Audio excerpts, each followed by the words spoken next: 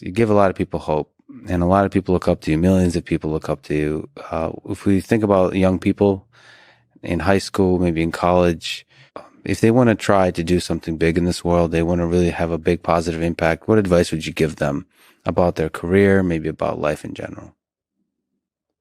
Try to be useful. Do things that are useful to your fellow human beings, to the world. It's very hard to be useful. Very hard.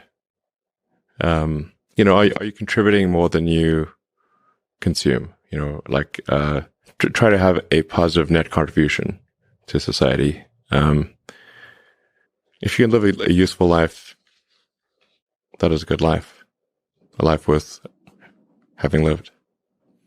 I would encourage people to use the mental tools of physics and apply them broadly in life. They're the best tools. When you think about education and self-education, what do you recommend?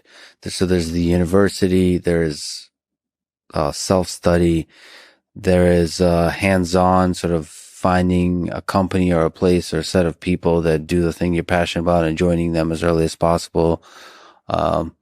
There's taking a road trip across Europe for a few years and writing some poetry. Which trajectory do you suggest? In terms of learning about how you can become useful, as you mentioned, how you can have the most positive impact. Well, I'd encourage people to read a lot of books. Just read, basically try to ingest as much information as you can. And try to also just develop a good general knowledge.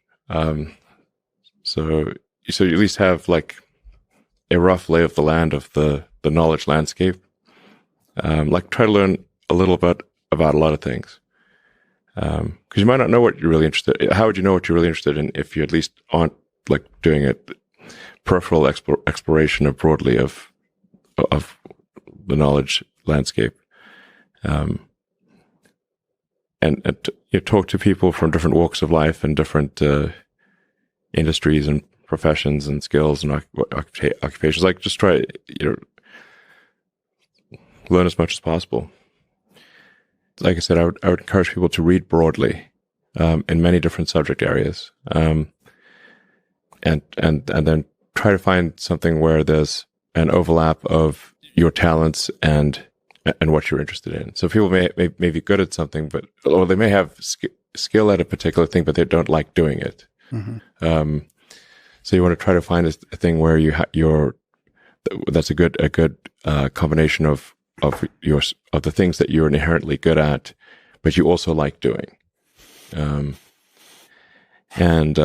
reading is a super fast shortcut to figure out where are you both good at it, you like doing it, and it will actually have positive impact. Well, you got to learn about things somehow. So reading a broad range, just really read it. At one point when I was a kid, I read through the encyclopedia. So that was pretty helpful. And all sorts of things I didn't even know existed. Well, lots, so obviously. And it's like as broad as it gets. Encyclopedias were digestible, I think, 40 years ago. Maybe read through the condensed version of the Encyclopedia Britannica. I'd recommend that. You can always skip subjects where you read a few paragraphs and you know you're not interested, just jump to the next one. So read the encyclopedia or skim through it.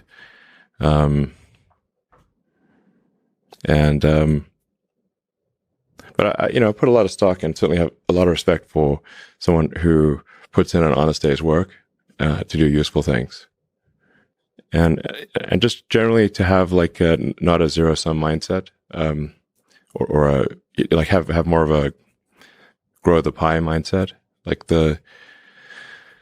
If you sort of say when we see people perhaps including some very smart people kind of taking an attitude of doing things that seem morally questionable, it's often because they have at a base sort of axiomatic level a zero-sum mindset, and they, without realizing it, they don't realize they have a zero sum mindset, or at least they don't realize it consciously.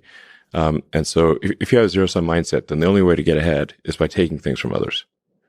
If it's like, if the pie is fixed, then the only way to have more pie is to take someone else's pie.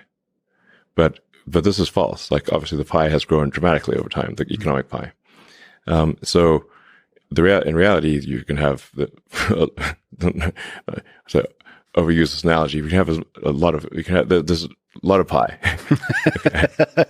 Yeah. Pie is not fixed. Yes.